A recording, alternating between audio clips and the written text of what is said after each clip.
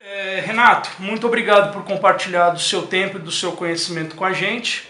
Meu nome é Renato, né? Eu sou advogado, formado pelo Largo São Francisco. E eu, há tempos, naquele tempo, tinha uma educação bastante cartesiana, e o que fez com que eu, por conta disso, fosse bastante ateu, né? Bastante ateu mesmo, né? E, bom, o tempo passou, eu fui à faculdade, continuei com o meu ateísmo, e eis que depois que eu me formei, em 2002, eu tive alguns problemas supostamente psicológicos, né, ou psiquiátricos, sabe Deus, né, que seriam, bom, chegou-se a diagnosticar como síndrome do pânico, né, e eu tinha pessoas conhecidas que eram umbandistas e tudo mais. Eu nunca tinha pisado num terreiro. Todavia, sempre respeitei muito a religião dos outros. Nunca fui aquele ateu chato. São vetores, né? Sim. Tem o cara que tenta te catequizar de um lado e tem aquele ateu chato que tenta te catequizar também do outro lado. Eu sempre fui muito tranquilo com relação a isso. E eu estava numa situação tão precária com relação a esse ponto. Usar síndrome do pânico, loucura, tem que tomar remédio, sabe? Nunca casou muito comigo. E daí um dia eu resolvi ir, mas eu fui sem absolutamente nenhuma convicção de que aquilo fosse me ajudar, né? Eu fui mais por insistência dos outros. E fui ao centro da Mãe Cida do Xumaré, que é um centro de Umbanda. Umbanda. Isso. Tá. Fui uma vez, fui duas vezes. A coisa não melhorou muito. Fui uma terceira vez, daí nessa terceira vez que eu fui, quando eu saí, eu nunca mais tive nenhuma crise. Né? E aquilo me angustiou muito, porque assim, eu ia meio que forçado aí, porque a primeira vez que eu fui, eu falei, bom, vai ser pelo menos uma experiência antropológica bacana, né? Depois eu fui porque, não, vamos, terceira vez, vamos, acompanhei, e daí aquilo me intrigou muito, daí eu comecei a estudar perdidamente, ler, daí eu vi que ler também não chegava a nada, quanto mais eu lia, mais confuso eu ficava, e eu comecei a frequentar assiduamente na assistência, né, do terreiro, mas eu ia lá para ficar inquirindo os caboclos, as entidades lá, que eu ainda também não estava perfeitamente convencido, né, da veracidade daquilo tudo, né? Se aquilo tudo não era um grande teatro, e se fosse um grande teatro, a que se prestava aquele grande teatro, né? Porque outra coisa que também foi um catch para mim foi a total inexistência de cobrança de qualquer coisa no centro. Ninguém te pede absolutamente nada, pelo menos no centro que eu fui e que hoje eu sou médium de trabalho. Até que, para finalizar a história, né, me foi explicado, né, que o que eu tinha, na verdade, era uma mediunidade que era bastante acentuada, que eu estava com um espírito obsessor. A história é muito mais comprida que isso, né? Mas só que, para resumir, foi assim que eu comecei a desenvolver a tal da mediunidade. E hoje, já quase 14 anos, já sou um médium lá do terreiro e tudo mais. O centro da Mãe Cida, o terreiro é de Umbanda. Terreiro de Umbanda. De Umbanda, certo. E você sabe dizer pra gente, por favor, qual que é a diferença entre o candomblé e a Umbanda? Bom, essa é uma pergunta complicada, porque é mais ou menos você me perguntar qual a diferença entre o cristianismo e o judaísmo. Tá, né? entendi. A diferença... Bom, eu vou falar a diferença básica. Eu poderia dizer a diferença básica em um segundo para você, que é o candomblé é culto de orixá. Tá. A Umbanda é culto de ancestral. Então, não que no candomblé não haja o culto à ancestralidade, né, aos antepassados. Porém, ele é um culto muito menos íntimo do que se dá na Umbanda. Na Umbanda, o culto, como eu disse, ele é um culto, a gente até cultua, a gente canta, cultua os orixás, mas isso é algo paralelo, vamos dizer assim, né? Não é o mainstream da religião. Uhum. A religião em si, ela tem como principal finalidade o culto da ancestralidade através da incorporação, enfim, da utilização da mediunidade de espíritos passados e tudo mais, que já reencarnaram, que já não reencarnaram, que já foram encarnados, que estão em um outro caminho evolutivo, no nosso entender, né, no nosso ponto de vista, e que hoje eles trabalham nesta linha de Umbanda, né? E a Umbanda servindo como um pronto-socorro espiritual para quem precisa, como eu precisei naquele tempo. Uhum. Né? O candomblé, por sua vez, ele é efetivamente um culto só e somente só de orixá. Né? Como eu disse, existe a figura do Egum, né, do Egungun, que seria o espírito,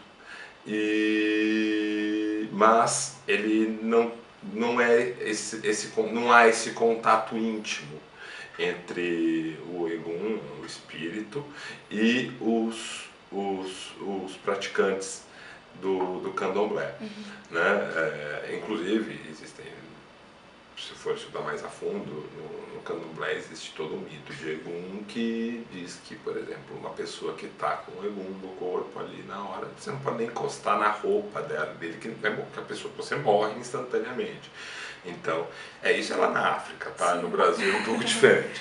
E eles ficam, o Egum, nas festas de Egum, o Egum fica lá tal, e fica um cara com um pedaço de pau para afastar a pessoa que estaria com o espírito das outras pessoas que estariam assistindo, para que as pessoas não tivessem absolutamente nenhum contato físico com o Egum ou com o que o Egum está vestindo, inclusive. Já na Umbanda é diametralmente oposto com relação à questão do espírito em si. Então a diferença básica é essa. Né? Um é um culto eminentemente à ancestralidade, aos antepassados e tudo mais, e o outro é um culto de divindades, só divindades, que são chamadas de orixás na nação Queto, na Angola, em Kisse, na nação Jeje, Vodun, enfim, e daí por aí vai. Entendi. Tem alguma coisa mais sobre a Umbanda, de forma específica, que você gostaria de colocar para nós? De repente, para alguma pessoa que seja leiga no assunto? Olha, não, na verdade tem diversas coisas, né? A Umbanda, ela é uma religião brasileira, ao contrário do que muita gente diz, né? Acho que ela é uma religião africana. Ela tem matriz africana, sim, que pode ser mais ou menos acentuada dependendo da casa em que você frequenta. Então, ela tem, vamos dizer, numa linha, se você imaginar uma linha, né, do branco ao negro, você tem a Umbanda mais branca, e eu não estou falando do que chamam de Umbanda branca, que seria Cacutu, bem, só, etc. Estou falando branco, cor da pele, eurocentrismo, religiões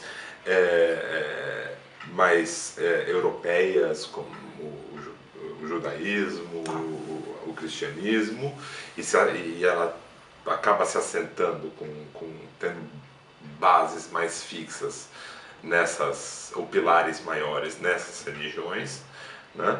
E até chegar num ponto mais negro em que essa mistura também existe, mas é mais saliente a questão da religião africana mesmo, da religião afro. O que todas elas têm em comum é a prática da caridade, do bem, essa característica do pronto-socorro espiritual. A gente não, ou seja, a gente não precisa de praticantes, né? Você não precisa ser um umbandista. A Umbanda ela precisa de um número mínimo de pessoas para funcionar, e a assistência é rotativa. Você vai hoje, vai amanhã, vai depois de amanhã, resolveu o seu problema, você vai embora, nunca mais aparece, e não há nenhuma mágoa com relação a isso, muito pelo contrário, é para isso que estamos lá. Se você nunca mais aparecer lá porque você está tendo uma vida feliz, bom, deixe que seja, porque aí você está realmente resolveu o seu problema e não porque você tomou um tiro na rua,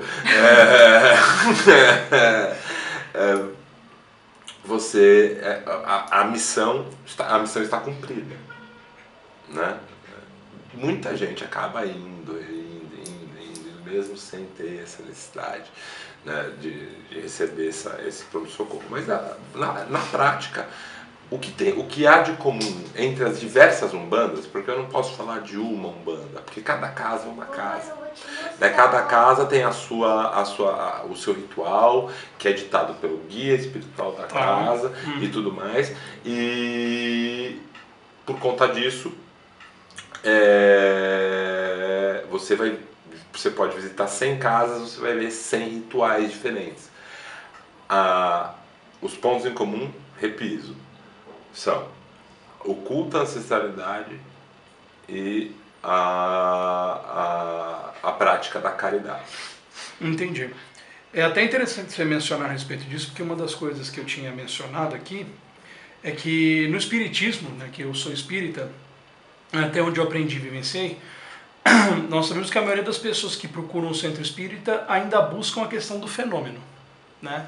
Que é a questão mais da incorporação, a palavra de alguém que não está mais entre os encarnados. Na Umbanda, como é que funciona isso? As pessoas vão mais para a questão do auxílio espiritual ou ainda buscam essa coisa? Não, acho que elas buscam os dois. Tá. Inclusive, isso foi algo que já me foi ensinado pelos meus próprios guias. E meus próprios guias muitas vezes transmitem isso para quem passa com eles. Tá. Né? Eles acabam se apresentando, tudo que você for ver na Umbanda, tudo que você vê na Umbanda é simbólico. Inclusive a própria forma de manifestação dos guias.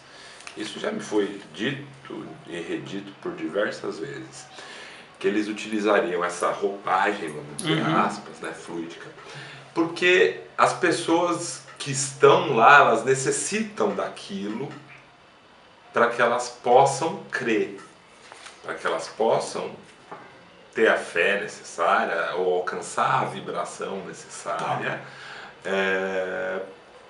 para que o objetivo dela seja atendido, enfim, seja ele cura, seja ele não cura e tudo mais. Inclusive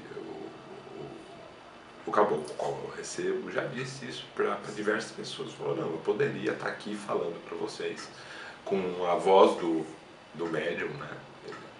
Com a roupa que o médium chegou no trabalho, sem absolutamente nenhum problema. Mas será que as pessoas lá fora iam acreditar que sou eu falando, ou que seria o cavalo, né? o médium? Sim. O médium falando.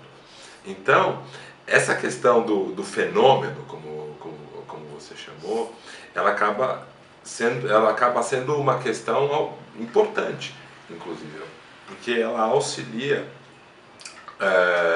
o consulente a não só crer no que ele está vendo, mas a escutar com atenção o que ele tem para escutar e eventualmente fazer o que ele tem, o que ele deve fazer, eventualmente em termos de trabalho, etc, etc.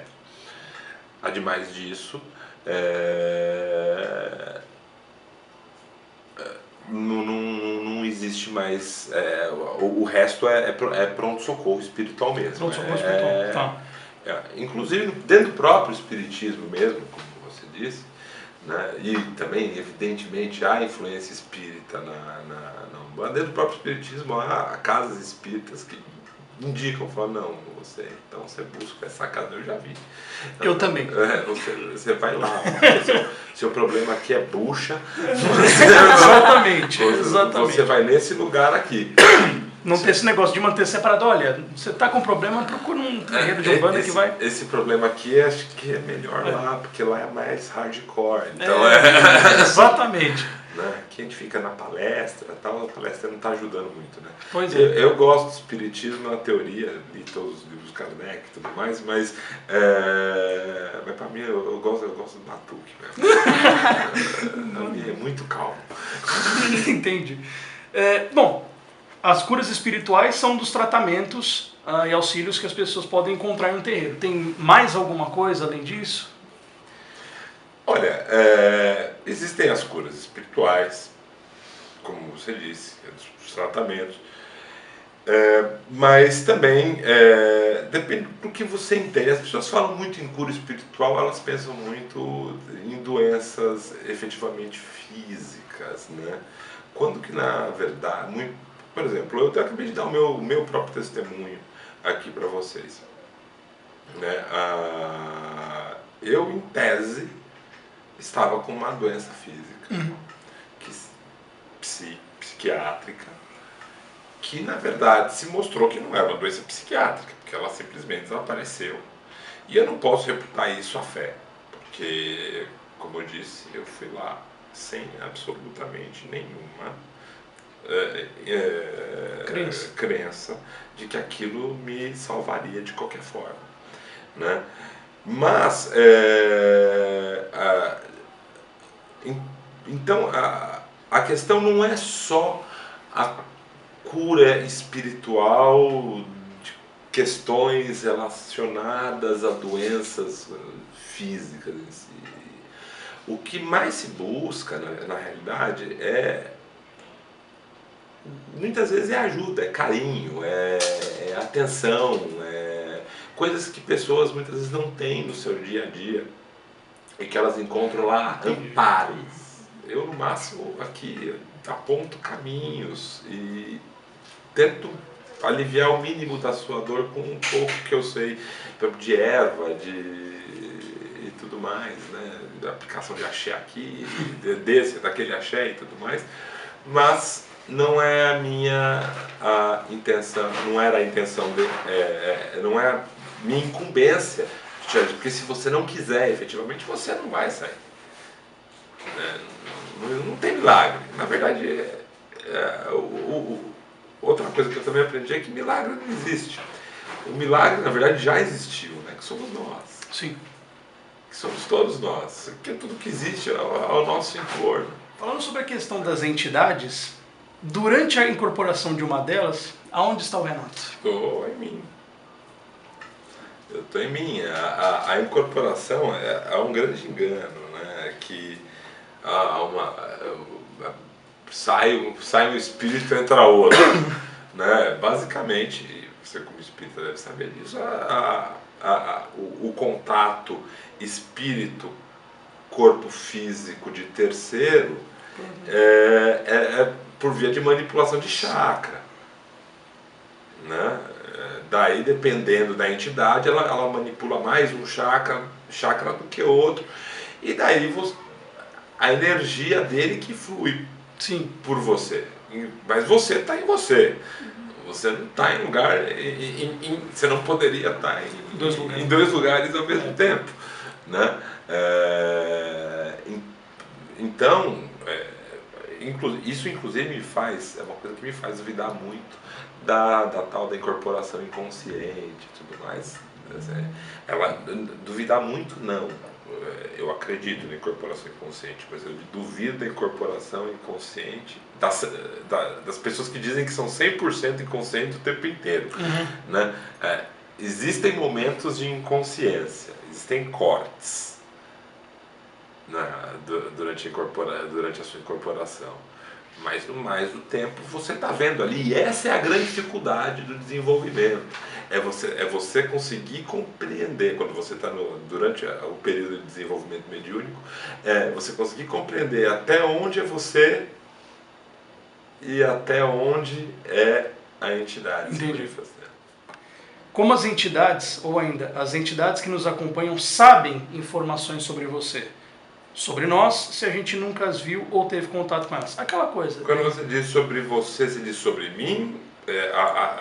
Por exemplo, o caboclo que eu recebo sobre mim ou o caboclo que eu recebo sobre você quando você vai se consultar? As duas coisas. Bom, sobre mim é simples, né? A aproximação e a própria manipulação dos chakras permite que ele tenha acesso às suas experiências e tudo mais, né? Agora, sobre terceiros, daí, enfim, isso acontece mais ou menos da mesma forma. Quando ele está manipulando bom, vamos dizer, uma situação de doença. Claro que ele não sabe tudo, porque também caboclo, velho, não é adivinho, eles não adivinham as coisas. Certo. Pelo menos não 100%. Né? Mas, por exemplo, situações de doença. Dá até um pouco de medo, porque quando você está consciente lá e está dando passe na pessoa, e daí você pega e você já está no grau de trabalho, e você fala, pô, você está com um problema no estômago. E tal e coisa. Daí a pessoa, realmente, eu tenho tido muita dor no estômago, eu vim aqui por causa disso. Né? Daí, isso cuspir da minha boca, né? Já aconteceu diversas vezes, sabe? Falar de joelho, não sei o que, cuidar das costas. Gente que estava com problema, por exemplo, de coluna, nem sabia que estava com problema de coluna, depois veio falar, acabou indo ao médico, foi falar, falou, tá papagaio de disco, diabo. Acontece. Então, justamente quando você se aproxima, ele também manipula os seus próprios chakras e acaba sabendo. E eles também têm uma percepção maior da sua própria aura. Né? Então ele consegue perceber se você está triste, se você não tá, se você está feliz, se você tem medo. Se você tem medo. Ele consegue perceber tudo isso de acordo com a visualização da aura das pessoas. Tem gente que consegue enxergar a aura, eu não consigo enxergar a aura, mas eu conheço gente que consegue enxergar a aura das pessoas conscientemente, sem estar incorporado. Agora, o caboclo, ou o preto velho, ou enfim, ou o baiano, ou o marinheiro, ou o Exu, enfim, mas todos eles têm essa percepção automática na hora do encontro. Ali ele já sabe, já consegue captar, talvez não uma situação absolutamente específica na sua vida, mas consegue captar pelo menos o seu estado emocional. Uma questão vibracional, né? Exato. Uma questão vibracional. Não necessariamente durante a incorporação, tá? Não precisa estar incorporando alguma entidade. Vocês médiums têm algum tipo de sensações físicas diferentes com entidades diferentes? Sim. A aproximação de um caboclo, um preto velho, alguma coisa? Sim. Temos, sim. As entidades, elas têm características, além das características, como eu disse, de roupagem fluídica, de apresentação diferentes, elas têm uma vibração mais ou menos intensa, de acordo com a aproximação que ela tem com relação a você. Por exemplo, a vibração de um caboclo é muito mais sutil e você sente muito pouco, realmente, fisicamente falando. Já do Exu, não. A sensação de receber um Exu é a sensação de se tomar uma pancada, basicamente. Às vezes você sai de uma gira de esquerda destruído, né? Não espiritualmente, porque ele é o que mais leva embora a energia negativa do seu corpo. Mas fisicamente você sai quebrado. Parece que você passou, sei lá, você está numa multidão e te pisotearam. Acontece de Exu te derrubar, por exemplo, coisa que caboclo não faz, né? Um preto velho também é muito mais sutil. E também acontece, não é incomum fazer com que você perca algumas sensibilidades, por exemplo. Se ele quer que você se manifeste de alguma forma, por exemplo, que você não tem a perna, uma suposição, que ele faz com que você não sinta uma das pernas. Isso acontece. Não comigo. Comigo não acontece, mas eu vejo acontecer com o tempo de experiência que eu tenho, já sou capaz de dizer o que uma incorporação efetiva e o que é uma incorporação fraudulenta. Não, existe sim esse tipo de sensação, não com todas as entidades, elas não são iguais, mesmo com, assim, nenhum caboclo, apesar de todos os caboclos não existe um melhor que o outro, nenhum também é igual ao outro, assim como nós não somos iguais aos outros. Outra coisa que eu também sempre aprendi com as minhas entidades, especialmente com o meu caboclo, eu cito muito o caboclo, porque é a linha mestra da minha casa, então é o que a gente mais incorpora. Ele sempre diz que nós não somos um corpo com espírito, mas um espírito com corpo.